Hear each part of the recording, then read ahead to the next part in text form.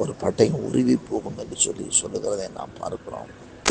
அநேகர் நீதிக்குள்ள வருவதற்காக அவர் நீதியாக நமக்காக மரிக்கப் போகிறதை குறித்து அவர் அவனமாய் சொல்லி இருக்கிறதை நாம் பார்க்க முடியும்.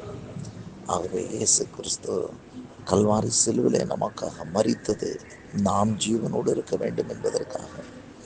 அவர் தன் ஜீவனை கொடுக்காமல் இருந்திருந்தால் நாம் ஜீவன் அடைந்திருக்க மாட்டோம். ஆகவே இயேசு கிறிஸ்து சொன்னார், அவைகள் ஜீவன் உண்டாயிருக்கும், அது பரிபூர்ணப்படவும் வந்தேன் என்று சொன்னவர். நம்முடைய ஜீவன் பரிபூர்ணமடைவதற்காக வந்தவர்.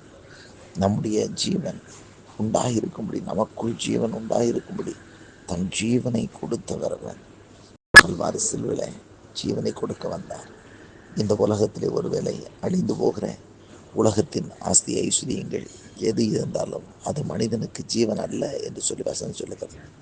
ஒரு மனுஷனுக்கு உலகம் முழுவதும் ஆதாயப்படுத்தினாலும் தன் ஜீவனை நஷ்டப்படுத்தினால் அதனால் லாபம் என்ன? ஒரு மனிதனுடைய வாழ்க்கையில் ஆத்மா அது ஜீவனுடையதாக இருக்க வேண்டும். அது ஜீவனுடையதாக இருந்தால்தான் அதனால் பிரயோஜனம் உண்டு. இந்த உலகத்தில் எல்லாவற்றையும் ஆதாயப்படுத்தி வைத்திருந்தோம், அவனுக்குள் ஜீவன் இல்லை என்றால் அதனால் ஒரு பிரயோஜனமும் இல்லை.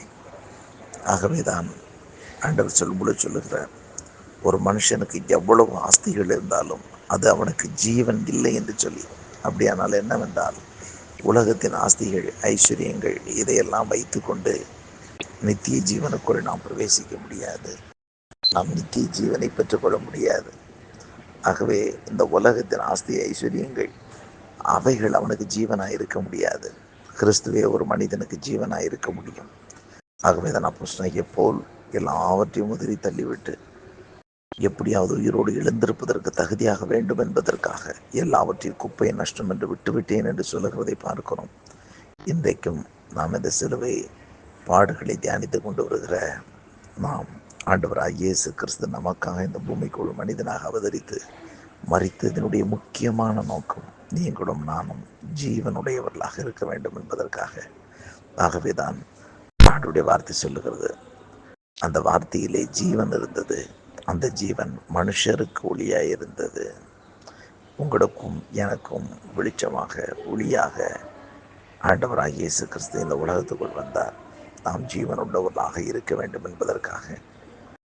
ஆகவே நாம் அது ஜீவ வாழ்க்கையை வாழ்வோம். இந்த உலகத்தில் இயேசு கிறிஸ்து வந்த நோக்கத்தை சரியாய் புரிந்து கொண்டு நம்முடைய வாழ்க்கையை சரியாய் இந்த உலகத்திலே கடந்து போவோம். நம்முடைய ஆத்மாவை ஜீவன் இல்லாத ஒரு ஆத்மாவாய் இராதபடிக்கு ஜீவன் உள்ள ஆத்மாவாய் இருக்கும்படி இயேசு கிறிஸ்து நமக்காக ஜீவன் கொடுத்ததை உணர்ந்தவர்களாக அந்த ஜீவ வாழ்க்கையை வாழ்கிறவர்களாக காணப்படும்படி நம்மை நாம் அர்ப்பணிப்போம். அப்பொழுது கர்த்தர் நம்மை ஆசீர்வதிப்பார். நாமும் நித்திய ஜீவனை பெற்றுக்கொள்வதற்கு சோந்தரிப்பதற்கு பாத்திரவான்களாயிருப்போம்.